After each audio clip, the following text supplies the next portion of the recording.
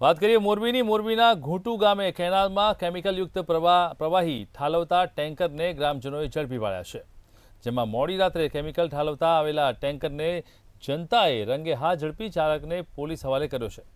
ત્યારે ગ્રામજનોએ પોલીસ અને જીપીસીબીને આ મામલે જાણ કરી હતી। જીપીસીબી દ્વારા કેમિકલના સેમ્પલ લેવા સહિતની કાર્યવાહી હાથ ધરાઈ છે, જેમાં પોલીસ તપાસમાં ટેન્કર ધારાસભ્યના શાળાનું હોવાનું કેમિકલ માફિયાના મળતિયાએ જણાવ્યું છે।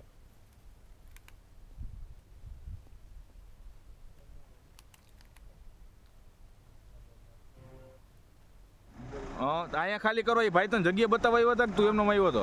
મને દેખાડાવ્યા હતા। કોણ આવ્યું હતું ભેગું? મુકેશભાઈ ભરવા માથક વાળા? હા એ આવ્યા હતા?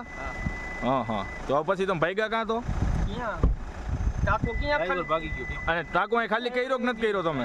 મેં નથી કર્યો। એટલે તાર ભેગા જે બીજા હતા તમે ઈ વયો ગયો। હા ટાંકો તો આમાં ખાલી કર્યો કે નથી કર્યો? ઈ કે હવે આ ભાઈ કીએ કર્યો એટલે કર્યો જ છે।